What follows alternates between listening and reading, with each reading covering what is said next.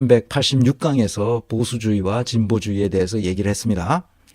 이때 내가 왜 나는 보수주의적인 입장을 썼느냐. 정치 분야에서, 경제 분야에서, 사회 분야, 문화 분야, 교육 분야 이 5개의 분야에서 어떤 그 정책과 어떤 원칙을 가지고 쓰느냐에 따라서 보수와 진보로 나누어진다 하는 것을 에드먼드 버크 선생이 프랑스 혁명에 관한 성찰이라는 책에서 이 사람이 보수주의의 그 창시자죠. 말하자면 보수주의란 이런 것이다. 이런 걸 학자들이 지금 다 얘기하고 있어요. 그러니까 독일 국민의 고함 피히테가 쓴 그것도 독일 보수주의, 이제 독일 국민에게 고함.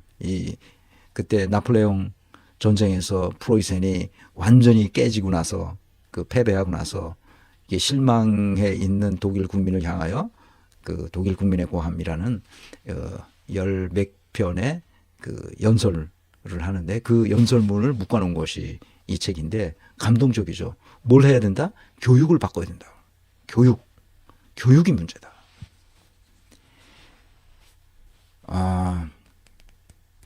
이게 뭐 보수주의자들이에요. 보수주의자들. 근데 진보도 이념이 있어요. 그거를 어떻게 하냐면 그 조효조 선생이 번역한 걸 슈메이커라는 이제 학자가 쓴 아주 두꺼운 책인데 여러분들에게 소개를 했습니다. 이때. 그래서 나는 그 어떤 정책이냐에 따라서 이슈별로 나는 진보적인 입장을 취했다가 보수적인 입장을 취하기도 하고 난 근본적으로는 내 사상의 기반은 국가와 민족을 생애하고 생각하면서 정의롭게 한다. 그것이 굉장히 중요하다. 그렇다고 인권과 평등을 무시하는 건 아니에요. 그렇지만 약간 보수 쪽에 기울어 있다. 그래서 내가 보수주의자다라고 말하면 사람들이 그렇지 않은 것 같은데 당신은 맨날 뭘 바꾸라고 그러고 바꿔야 된다고 그러고 불합리한 거는 눈 뜨고 못 보고 이 잘못된 거는 그냥 참지 못하고 이러는 걸로 와서 자신이 진보주의자 같이 보인다. 이러는 사람들이 있는데 그렇지 않습니다. 아니 그 잘못된 거는 비합리적인 걸 합리적으로 바꿔야지 당연히. 그걸 안 바꾸면 안 되잖아요. 그러니까 그 386강에서 내가 왜 그랬는지를 한번 보시면 되겠습니다. 자, 그래서 오늘은 에드먼드 버크와 토마스 페인의 위대한 논쟁에 대해서 보겠습니다. 그래서 유발 레빈이라는 학자가 쓴 이 책은 에드먼드 버크는 보수주의자죠. 토마스 페인은 진보적인 성향을 가지고 있는 사람입니다. 이 위대한 논쟁을 한번 그렇게 두껍진 않아요. 그런데 이게 7챕터로 나눠져 있는데 거기 챕터별로 이제 보수와 진보에 대한 이야기를 하고 있습니다. 이것을 다 소개할 수는 없고 요약하자면 이런 겁니다. 에드먼드 버크와 그러니까 이게 18세기 사람들이죠. 전부 다 18세기 사람들인데 그러니까 18세기에 살았던 사람들이 다 계몽주의 이 시대를 살아왔던 사람들이에요. 그러니까 18세기, 17세기, 18세기죠. 18세기가 아주 계몽주의 시대인데 이때가 칸트가 살아있을 때예요. 그러니까 칸트와 다 같은 시대를 살았고 그 영국에서는 스코틀랜드의 그 데이비드 휴미 철학자로서 같은 시대에 살았고 에밀도 이런 같은 시대에 살았습니다. 에밀이란다. 장작 루소. 에밀을 쓴 장작 루소. 비슷한 시대에 살았습니다.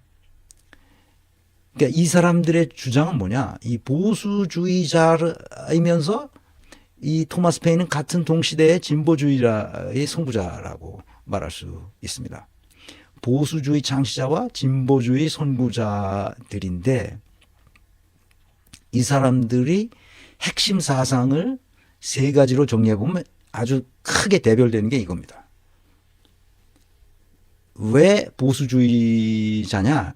에드먼드 버크가 프랑스 혁명을 반대하는 너무 폭력적이고 너무 급진적이고 너무 과격하고 그래서는 안 된다. 우리의 전통과 또 우리가 살아가는 그 지혜는 그 제도 속에 이미 배어있다. 그런 생각을 하는 거죠. 그런데 토마스 페인은 영국 사람이에요. 에드먼드 버크는 아일랜드 사람이고 영국에 가서 여러 가지 고위직도 나중에 올라가는 사람이에요. 그래서 일생은 아주 이 귀족은 아니었지만 나중에 귀족 이상 가는 권세를 얻어서 정치도 하고 그러면서 편안한 죽음을 맞았어요. 근데 진보주의자였던 토마스 페인은 영국 사람인데 미국에 건너가서 나중에 활동합니다. 정치도 하고. 그런데 이제 이제 뭐 마지막 삶은 뭐 그렇게 화려한 삶을 살지는 못했습니다. 왜냐하면 프랑스 혁명을 찬성하고 독립선언을 하고 그래서 1776년에 미국이 독립할 때 큰 공헌을 하고 그런 사람이긴 하지만 토마스 페인은 나중에 쓸쓸하게 죽습니다. 어쨌든 간에 프랑스 혁명을 찬성합니다. 과격하죠. 왜냐하면 왜 찬성할까요? 과거의 모든 제도와 관습이 근본적으로 억압적이라는 거예요. 그래서 억압에서 풀려나도록 과감하게 혁명을 했어야 하고 그것이 정당하다. 그렇게 해야 된다. 미국도 영국으로부터 독립하는데 마땅히 그렇게 해야 되고 그런 걸 아주 강조했었던 사람이죠.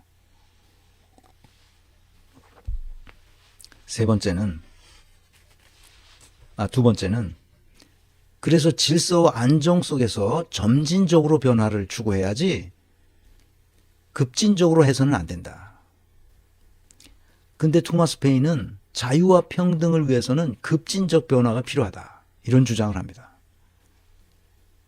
그래서 프랑스 혁명이 반드시 필요했고 그것을 통해서 자유와 평등을 획득했기 때문에 급진적 변화. 왜냐하면 질서와 안정 속에서 점진적으로 변화하는 것은 갖은 기득권자들에 의해서 잘못될 가능성이 아주 많다는 거야. 비틀린다는 것이. 그래서 혁명적으로 급진적으로 다 해버려야 된다. 이제 그런 주장을 토마스 페인은 했죠. 그래서 상식이라는 책도 쓰고 많은 사람들에게 읽히고 그랬습니다. 에드먼드 버크는 과거의 지혜와 가르침을 우리가 온고의 지신이지 말하자면 그런 걸 통해서 우리가 조금씩 변화되는 게 굉장히 중요하다. 그렇지만 토마스 페인은 미래를 향한 혁신과 창의성을 발휘할 수 있도록 하려면 과거의 구숙, 앙시앙 레짐을 벗어나야 된다. 그래야 미래를 창조해 갈 수 있다고 주장합니다. 그래서 이 두 사람이 같은 영국 사람이니까 잘 통했는데 뭐 한 자리에 앉아서 오늘날처럼 뭐 100분 토론을 했거나 그런 건 아니고 이 저자가 레빈이 정치학자 이 레빈이 두 사람의 주장을 그대로 이제 대화를 하는 것처럼 이렇게 꾸며낸 책인데 재미있습니다. 한번 읽어보시기를 권하고요. 7가지 테마를 가지고 설명하고 있습니다. 첫 번째는 이제 서장이고 그다음에 6가지 테마가 쭉 나옵니다. 내가 그걸 여기서 다 설명할 수는 없고 읽어보시면 되고 여러분에게 추천합니다. 문제는 오늘날 이것이 어떻게 해서 생겨났느냐, 이런 논쟁이 17세기에 있었던 이런 극단적인 대립 논쟁이 있었다면 이런 논쟁이 생기게 된 것은 영국의 토리와 피그가 만들어졌을 때부터예요. 그러니까 그것을 뭐라고 그러냐면 영국 역사도 좀 복잡해가지고 나도 예전에 읽은 걸 잃어버렸는데 하여간 토리와 피그 당은 아시죠? 토리 당은 보수당이고 피그 당은 좀 진보적인 현재 노동당. 지금 영국 정가를 집권하고 있는 게 바로 노동당인데 그 노동당의 쭉 뿌리죠. 말하자면 피그가. 그러니까 18세기가 아니라 17세기에 영국에서 찰스 2세인가? 하여튼 내 정확하진 않아 기억이. 찰스 2세가 찰스 2세가 자기 자손이 없어. 그러니까 누군가 왕권을 넘겨줘야 되는데 왕권을 넘겨줄 수 있는 사람이 없잖아. 자손이 없으니까. 그래서 자기 동생인 제임스 2세에게 왕권을 넘겨주려고 해요. 넘겨주는데 거기서 이제 귀족들은 왕권을 넘겨주자는 이제 기존 계주 귀족들은 왕권을 넘겨주자는 왕당파가 있는 거지. 그런데 왕권을 넘겨주지 말자는 그 파도 굉장히 힘이 셌어요. 왜냐하면 여기는 부르주아들이 있었거든.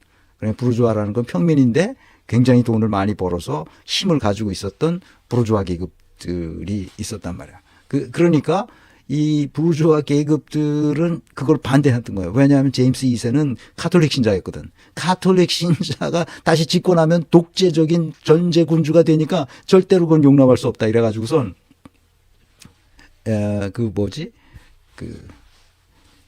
그거를 못하게 하는 법안을 만들어요. 왕위를 세습하지 못하게 그렇게 법안을 만들어 버립니다. 그래서 제임스 2세가 안 되도록. 그런데 의회에서 그걸 통과시키지 못해요. 그래가지고 왕이 제임스가 됩니다. 제임스가 뭐 보나마나 이제 전제 군주가 돼가지고 이제 뭐 발광을 하잖아요. 그러니까 그 나중에 명예혁명이 일어나서 그 제임스 2세가 그 나가죠. 그때가 토리와 피그가 나눠지는 거예요. 그래서 토리당과 피그당이 생겨서 보수당과 노동당이 오늘날 이제 그 전통 속에서 있는 거죠. 그러니까 이런 보수냐 진보냐 하는 것은 17세기서부터 지금까지 오면서 약 300년, 한 400년, 400년 동안에 이어져 온 정치적인 전통이에요. 영국이 만들어낸 보수와 진보의 전통 속에서 우리가 지금 그 얘기를 하고 있는 거예요.